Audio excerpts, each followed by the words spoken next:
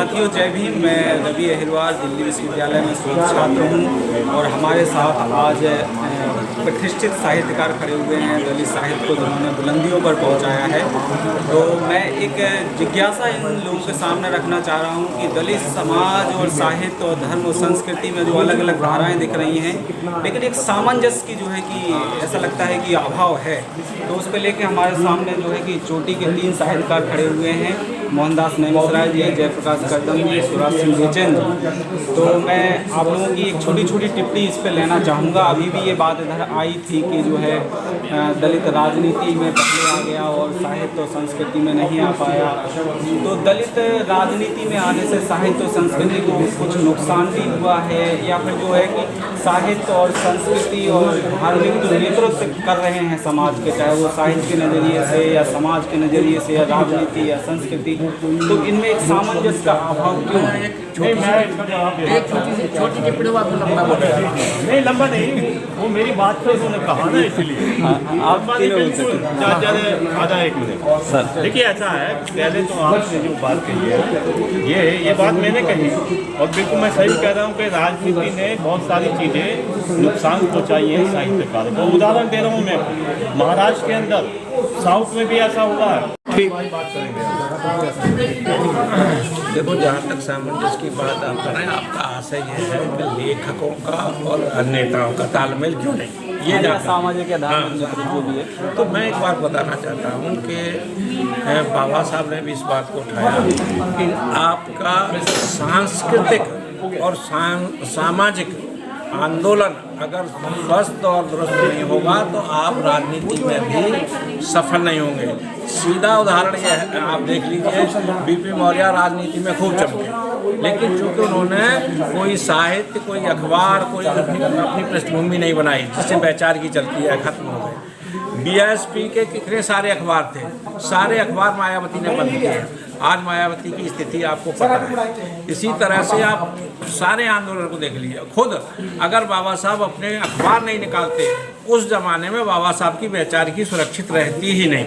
तो सीधी सी बात है कि अगर आप राजनीति को चाहते हैं कि वो आगे बढ़े, तो आपको पहले साहित्य, संस्कृति, शिक्षा, सामाजिक उत्थान, इन प्रश्नों पर काम करना पड़ेगा। और अगर सामाजिक तैयारी नहीं है, सांस्कृतिक तैयारी नहीं है, तो आप थोड़े दिन चमकेंगे और हवा में उड़ जाएंगे। शुक्रिया सर। कह दिया इन लोगों ने। आप कुछ कहना चाहें? नहीं, मैं कहना नहीं चाह रहा था। इस सवाल पे कुछ टिप्पणी यदि आपके मन में आ रही हो तो आप। सवाल आप कह रहे हैं कि इनकी तो बात हो गई मुझसे। नहीं, बात हो गई। मैं कुछ सवाल पूछेंगे, हमें इन सब चीज़ों को गड़बड़ नहीं करना चाहिए। धर्म अपना काम करता है, राजनीति अपना काम करती है, साहित्य अपना काम करता है। लेकिन जो साहित्य और राजनीति के बीच में इस तालमेल ना होने की बात आप कर रहे हैं, उसके बारे में एक सामाजिक एक मानसिकता ये बन गई है कि राजनीति की ओर समाज देखने लगा, राजनीति से अपेक्षाएं बढ़ गई और राजनीति की अपनी अपेक्षाएं बढ़ गई। इसलिए छोटे से छोटा एक पार्षद भी या कोई छोटा छोटा नेता भी वो अपने आप को बड़े से बड़े विचारक से, बुद्धिजीवी से बड़ा समझता है, क्योंकि समाज समझता है, राजनीति को देखता है, वहाँ देखता है ये। तो दोनों के अलग अलग लक्ष्य हैं। राजनीति का लक्ष्य सत्ता पाना, सत्ता के लिए वो समझौते भी कर सकता है, सत्ता कभी सिद्धांतों से बंध के नहीं चलता। राजनीति कभी भी हो सकता है, लेकिन जो बुद्धिजीवी है या साहित्यकार है, वो उसकी अपनी प्रतिबद्धता होती है समाज के प्रति, और इसलिए बुद्धिजीवी का साहित्य का मूल्य वो रहता है। राजनीति नेशन न्यूज इंडिया चैनल में आपका हार्दिक स्वागत है साथियों। अभी तक आप देखते होंगे टीवी के माध्यम से, किताब के माध्यम से, आज मैं आपको ऐसी शख्सियत से रूबरू कराने जा रहा हूं जिनका पूरा जीवन लिखने में बीत गया और साहित्य बनाते बनाते उनका पूरा जीवन साहित्य के अंदर बीत रहा है। हमारे बीच में है नेमिसराय नमशराय की। सर आप बहुत अच्छी किताबें लिख रहे हैं, आपकी किताबें कॉलेजों में भी और स्कूलों में भी पढ़ाई जा रही है। तो सर आज क्या कारण बना है कि जिस तरीके से ये महोत्सव करने की बात आई? अच्छा है, प्रयास है, प्रयास करने से उसका विस्तार है, बढ़ना चाहिए। सारी दुनिया में हमारा फेस्टिवल जाना कला अच्छी बात।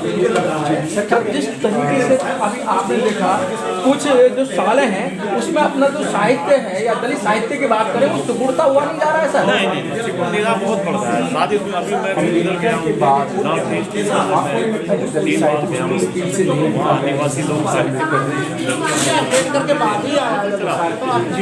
सारी दुनिया में साहित्य। लेकिन सर देखने में ये आया है कि दलित साहित्य सर वो औरों साहित्य की अपेक्षा काफ़ी महंगा है, किताबें काफ़ी महंगी हैं। महंगा भी है, सस्ता भी है, दोनों जो किया है। बहुत सारी किताबें बहुत कम कीमत की भी हैं। जनता के बीच का लेखक आता है तो समझ करता है राइटर के साथ, पाठक के साथ, पाठक में भाषा में मेरा के ठीक है। और बाबा साहब उनके विचारों सर जो अभी आप इस कॉन्फ्रेंस के अंदर आ रहे हैं और आपको चीफ गेस्ट रखा है इसमें, तो सर क्या संदेश देना चाहते हैं? संदेश हम यही देना चाहते हैं कि हमारे जो साहित्य इतिहास है वो मिलते हुए आगे बढ़ाएंगे। और सवर्ण जाति की जो कला संस्कृति है वो धोखे की गलती इसको मैं कहता हूँ, बोगस है, और वो हमसे ही चुरा के जो है ना वो आगे बढ़ गए। तो सारे राज खुलेंगे, आप धीरे धीरे बढ़ते हटेंगे और नई चेतना पैदा। धन्यवाद सर। क्या मुझे अपना नंबर भी देना। आज है कोई राजनेता कल नहीं रहेगा, आज राजनीतिक दल है कल नहीं रहेगा, लेकिन जो साहित्य आज है वो अभी भी है, अगले 100 साल 200 साल तक भी रहेगा। तो साहित्य एक अस्थायी मूल्य है, अस्थायी महत्व रखता है, अस्थायी मूल्य रखता है। और साहित्य में कभी भी साहित्यकारों राजनीति का या राजनीतिकों का पिछलग्न नहीं होना चाहिए। और जब तक कोई राजनीति अपने समाज के बुद्धिजीवियों को, साहित्यकारों को, उनको साथ लेकर के अपना उनको थिंक टैंक के रूप में उनका इस्तेमाल करेगी, उनसे उनके विचारों को लेगी, आगे बढ़ेगी। और जब वो उनको उपेक्षा करेगी और समझेगी कि वो हम ही सब कुछ हैं, तब तक केवल वो एक समय में वो कहीं ऊपर जा सकते हैं, लेकिन बहुत टिक नहीं सकते, चले जाएंगे। तो उदाहरण हम राजनीति में देखते हैं। ठीक है, थैंक यू। बहुत साधुवाद जो है कि हम अभी सुन रहे थे, हमारे साहित्यकार हैं जो हमारे समाज का साहित्य बना रहे हैं, हमारे सांस्कृतिक इतिहास बना रहे हैं।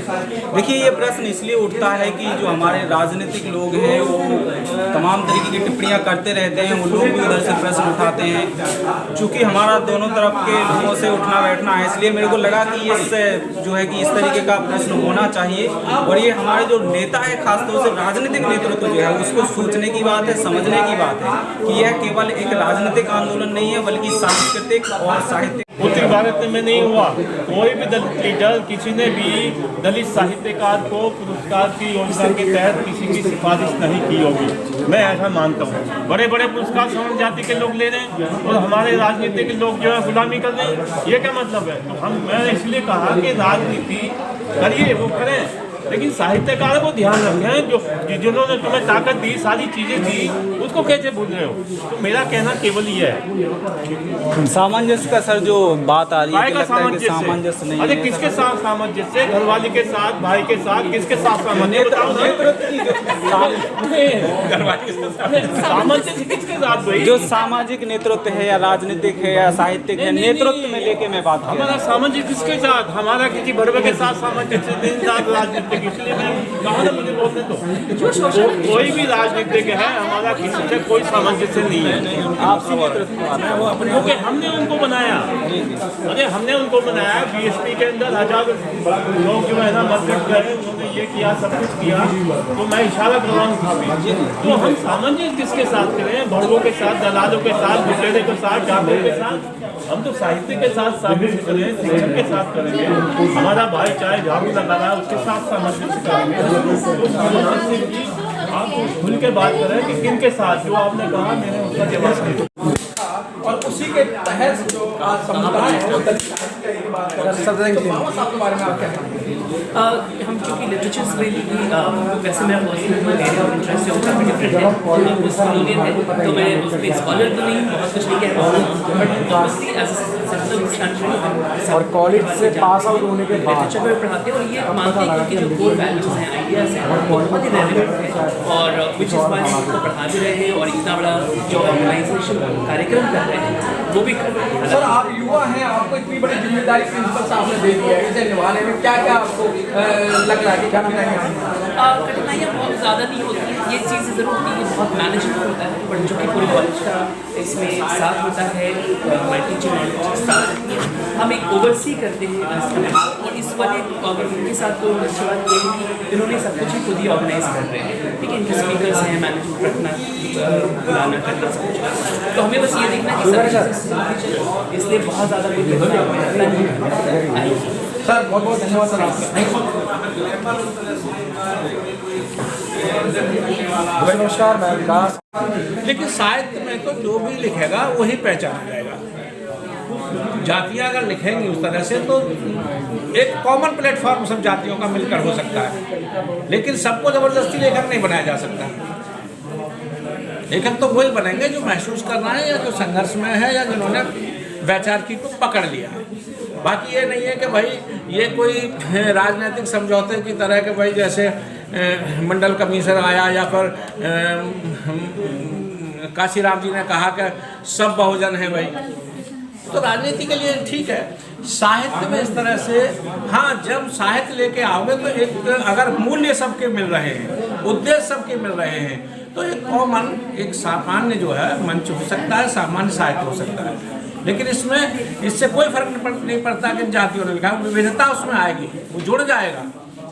मैं कह रहा हूँ कि 50 जातियों ने भी लिखा, 50 जातियों का साहित्य है, सारा मिला के कि सारा साहित्य सामाजिक न्याय का साहित्य है, ठीक है, तो एक धारा का साहित्य हो गया।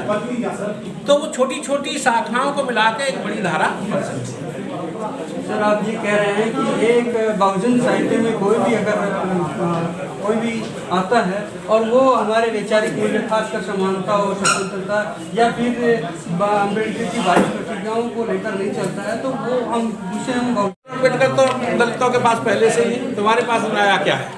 तो बात यह है कि आपकी जो पिछड़ी जातियाँ थी उन्होंने बहुत कम अपनाया है फुले को, अम्बेडकर, और देर भी हुई है। अभी भी जब वो के लोहिया के पास भागेंगे या किसी और के पास भागेंगे, गांधी आदर्श हैं। आप देखो कि जब उत्तर प्रदेश में बात चल रही थी राम की, कृष्ण की, तो अखिलेश कहने लगे कि हम विष्णु का वो बनाएंगे मंदिर या फिर हम कृष्ण का मंदिर बनाएंगे, कृष्ण हमारे भगवान हैं। तो जब आप इस तरह से अपनी जाति का ही आदमी ढूंढ रहे हैं, विचार से कुछ लेना देना नहीं, तो फिर आप कैसे बहुजन भाई बन जाएंगे? आपको उसमें एक कॉमन मूल्यों को अपनाना पड़ेगा। और चूँकि ये महाराष्ट्र में महारों ने, उत्तर प्रदेश में चमारों ने, इन्होंने बाबा साहब को अपनाया, इसलिए लेखक बने। ज़्यादा से ज़्यादा इन्होंने पढ़ा, ज़्यादा से ज़्यादा अनुवाद किया, और यहाँ सब इस स्थिति में पहुँचे थे कि अम्बेडकर का मतलब है चमार। यहाँ उत्तर प्रदेश में ये धारणा बनी थी। तो इसलिए जब आपने दूरी बना रखी है आदर्शों से, मूल्यों से, तो आप कैसे कहेंगे कि भाई हमारा साहित्य भी दलित साहित्य है? और बहुजन का मतलब राजनीति में तो बहुजन। आइए और जानकारी लेते हैं कि जिस तरीके से आज प्रेस कॉन्फ्रेंस हुई, दलित प्रेस कॉन्फ्रेंस हुई, अभी प्रिंसिपल साहब भी आए और यहाँ कुछ साथियों की जो जिम्मेदारी लगाई है। मैं सर आपका इंट्रोडक्शन जानना चाहूँगा। मैं बिनोद जोशी हूँ और मैं अंग्रेजी में जिस तरीके से दलित साहित्य का एक बहुत बड़ा प्रोग्राम होने जा रहा है, तो सर आपको क्या लग रहा है?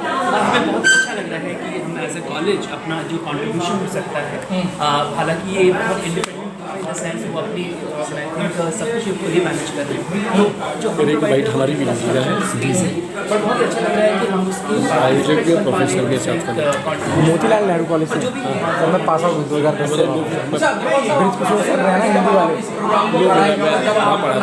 अच्छा कि आपके समुदाय के लोग ही कहेंगे कि तो सर, दलितों में जाके शामिल होंगे। मुझे लगता है कि नहीं। इनफैक्ट ये जो इनका सारा एजेंडा है तो इसमें जो एक स्टिग्मा की तरह है सेल्फ और अदर की जो बात करते हैं वो इसमें आता नहीं है और ऐसा कोई डेफिनेशन में क्योंकि फिर जो सारा अटेम्प्ट डेफिनेशन को तोड़ नहीं करता और इनफैक्ट कोई कहता है कि उसके पार्ट बन गए तो हम उसको एक इंक्लूसिव कैटेगरी मानते हैं। हम ये समझते हैं उन्होंने हमें अपनाया उसके हिस्से बन गए इसमें कोई भी तरीके से justice Press the bell icon on the YouTube app and never miss another update.